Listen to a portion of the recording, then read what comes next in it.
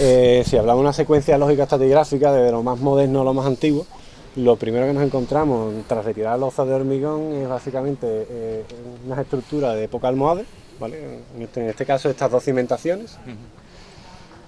Sí, ya me está cogiendo. Y después una serie de piezas que nos indican la época en concreto, ¿vale? Unos candiles y hace unos días básicamente un jarro con pitorro con los dedos de Fátima que se fecha muy bien en época almohade. Ese estrato apareció justamente aquí. Ese estrato almohade, hay una serie de negativas de pozos y demás que rompen estructuras mucho más antiguas, como la que vemos aquí delante. Bueno, que eso es precisamente la parte más interesante, porque claro, aquí hay dos puntos de interés fuertes. El primero, el que ha explicado Jesús, que es documentar desde el siglo XII, de época almohade, hasta estos niveles que estamos tocando ahora, romanos, de en torno al siglo V, tardo-romanos, tardo-antiguo se llama ese periodo de transición entre finales del Imperio Romano, inicios de lo que convencionalmente se llama Alta Edad Media, que aquí coincide con la invasión islámica, que también es la peculiaridad de la península ibérica y más de estas zonas costeras que son las primeras en ser invadidas siempre. Y lo interesante es que tenemos dos mundos muy claramente diferenciados, es decir, una secuencia más o menos ininterrumpida desde el siglo XII al siglo VI-VII, que es lo que estamos trabajando ahora, pero también es verdad que son dos usos radicalmente diferentes. El mundo islámico, por lo que hemos visto en el sondeo, que no es una superficie amplia, pero ya nos permite conocer y saber que son estancias domésticas o de hábitat, es decir, donde la gente vive, o por lo menos tiene una funcionalidad de vivos, por decirlo así. Sin embargo, estas estructuras de época tardoantigua, insisto, estamos moviéndonos entre el siglo V y el siglo VII, pues son de ámbito funerario. Pero tampoco son de un ámbito funerario cualquiera, es decir, necrópolis tardoantiguas o tardorromanas, bajo imperiales, como queráis llamarlo, hay, bueno, pues muchísimas, ¿no? Lo que pasa que esta, pues lo que hemos tenido la suerte es dar con una estructura muy excepcional y que se da, hay paralelos en el norte de África, hay incluso en la península ibérica, pues se conocen en Tarragona, en Mérida, en Córdoba, por cierto, todas capitales provinciales, es decir, que son ciudades con una entidad poblacional que vinculada a esos sitios de culto paleocristiano. Y entonces en este caso lo que tenemos es una mensa, que así se llama este tipo de estructura, que es, como veis, es una plataforma muy afectada, en este caso por esas negativas, por esos pozos que se han hecho en época islámica, pero por suerte aún así no lo han tocado tanto como para que no podamos ver que tiene esa forma, digamos, un poco lenticular y semicircular, es decir, como una lengua que corta por aquí. Este es el cierre original de la estructura y por ahí seguiría de forma simétrica. Y este tipo de estructuras, insisto, se han documentado en otras partes de la península ibérica y del norte de África, por decir los más cercanos, ¿no? Y a su vez suele haberlo de dos tipos. Muchas veces tienen un enterramiento debajo, o otras veces simplemente señalizan un lugar donde se hace una serie de ritos funerarios, por eso de ofrendas a los muertos, al culto un poco del momento del enterramiento. Lo que sucede es que se da... Claro, eso es a lo que voy. Por eso a veces tienen muerto debajo y a veces no. Es decir, son simplemente rituales en torno a los cuales se focalizan otros enterramientos, como el que nos ha salido aquí, que sin embargo podría ser un poco anterior. Eso es lo que estamos estudiando ahora. Pero lo más interesante es que esta estructura que se conserva aquí, ya que tenemos... Vamos a quitar los materiales que están saliendo de aquí. Hemos tenido la suerte de que, aunque está bastante afectada, conserva esta cubeta, esta pequeña pileta en el centro. Ese tipo de estructuras, tanto cuando la mensa, porque es típica de época tardía romana, pero aparecen tanto en ámbito todavía pagano, no cristianizado, pero los cristianos también adoptan este tipo de mensa, con lo cual a priori podría ser cristiana o podría ser anterior. Sin embargo, ya por la propia secuencia estratigráfica que hemos documentado, podemos decir con total seguridad que ya esto es de época cristiana, es decir, nos estamos moviendo muy probablemente en un siglo VI aproximadamente después de Cristo, en lo que ahora mismo, a falta de estudiar a fondo el material. En cualquier caso, perpetúa una tradición que arranca también de época pagana, que es el culto al muerto, el culto al difunto. Esto ya es cristianizado, ya es simplemente una especie de mesa, que de donde viene la palabra misa, viene de la palabra mensa, porque en torno a una mensa se hace ese ritual, que puede ser una misa o puede ser cualquier otro culto al muerto, al difunto, un responso, etcétera. Y esto viene de esa tradición pagana de ofrecer en el momento un sacrificio, por eso pues, pero claro, el mundo cristiano lo que hace es sublimarlo y entonces el sacrificio que se ofrece ya es pan y vino, pero en realidad bebe de la misma tradición, que es donde viene al fin y al cabo. Los cristianos eran romanos y esto es una tradición cultural romana que cuesta mucho todavía en el siglo IX, el siglo VIII hay cánones de la Iglesia hispana, aunque ya sea bajo dominio islámico, pero sigue habiendo concilios de los cristianos de la península ibérica, donde se está legislando, ¿no? Porque los cánones eclesiásticos son, al fin y al cabo, derecho eclesiástico, derecho canónico, están pidiendo, por favor, que se combata la tradición que sigue tan arraigada de ir a rendirle culto a los difuntos porque se considera que es un rito pagano. Bueno, pues si eso está pasando en el siglo VIII o IX, en el siglo VI todavía es perfectamente normal que haya este tipo de rituales. O sea, que encontrar la mesa eleva un poco la categoría de la... Eleva, que es un hallazgo no demasiado frecuente, claro, hay más casos, pero nos pone en conexión con ese mundo paleocristiano de Mérida, de Tarragona, del norte de África, del sur de Francia. No, la segunda parte es, porque claro, aquí estamos distinguiendo dos planos, uno que es el formal, el morfológico. Lo que morfológicamente hemos encontrado es esto, una mensa con o sin tumba, habrá que verlo porque por el tipo de intervención, la modalidad de actividad arqueológica que estamos practicando, en principio no se va a desmontar ninguna estructura, simplemente vamos a hacer un diagnóstico, pero es cierto que la segunda parte, insisto, es ¿por qué hay una mensa aquí?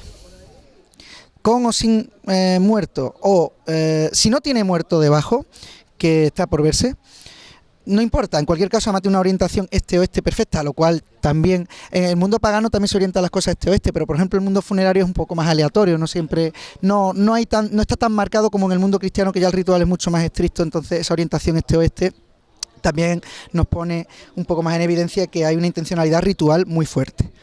Y eso es lo que nos dice también que la mensa tenga o no tenga muerto debajo, pues está articulando un lugar sagrado en torno al cual es un lugar santo y yo lo marco. Y sobre ese lugar santo hago una serie de rituales cristianos en este caso. Y en torno a ese lugar santo que probablemente perpetúa un lugar de culto anterior, o muy probablemente, por no decir seguro, evidentemente en torno a ese lugar santo se van articulando los enterramientos. Eso incluso si la mensa no tuviera un muerto debajo. Si la mensa tiene un muerto debajo, no es incompatible con este uso de, en torno a un lugar santo, desarrollo una necrópolis, un cementerio, porque eso es bastante habitual, pero es que probablemente estas mensas, cuando tienen una tumba debajo, normalmente es una tumba con una cierta relevancia. Muchas de estas necrópolis tardoantiguas o paleocristianas se articulan en torno a un santo local, a un mártir, aunque sea una leyenda, una tradición, porque muchas veces lo que se está haciendo es, con una leyenda o una tradición, sacralizar un sitio que es pagano. Y dice, no, pero aquí dice, y eso es muy típico, sobre todo del siglo IV, V en adelante, se empiezan a sacralizar sitios paganos con una leyenda a un mártir que pudo existir o no, o un santo local, etcétera. Y en torno a eso se genera un nuevo foco de culto que en realidad lo que está es cristianizando algo anterior. Podría ser este el caso. O bien, si tuviera una tumba, por ejemplo, lo que muchas veces encontramos es que esta es la tumba pues de un presbítero local importante o de un personaje de cierta relevancia, aunque sea local, pues de alguna forma se le distingue del resto, y no solo se le distingue, sino que en torno a ese enterramiento a su vez se genera todo ese movimiento de tumbas, ¿no?, que de alguna forma están lo más cerca posible de ese lugar sagrado. Y ahí vamos a seguir trabajando en los próximos días. Seguiremos trabajando en los próximos días, al menos 1 o 2 semanitas más. Están datadas, sí. En relación a la mensa. En relación a la mensa, es un poquito, posiblemente un poquito más antiguo que la mensa. Una construcción en cista, con su tapa y demás, y su cubrición, donde nos aparece también el muerto orientado, como decía Pablo, este-oeste. No contenía ajuar, porque el ajuar frecuentemente, normalmente, ya en la época que estamos hablando, se pone en la cabeza, y la cabeza pues no la hemos encontrado, porque esas negativas que hablamos aquí al principio, la habían quitado, o sea, habían arrancado la cabeza. Con lo cual ese ajuar no lo tenemos. Pero sí es cierto que bueno, había un individuo enterrado de avanzada edad y sobre él, o sea, debajo de él, hemos encontrado un segundo individuo. Anterior, que está bajo la cimentación de la estructura que vemos en el vídeo. Eso está ahí en proceso de estudio, y que venga el antropólogo y termine de estudiar el segundo individuo, que es en este caso este. Estas tumbas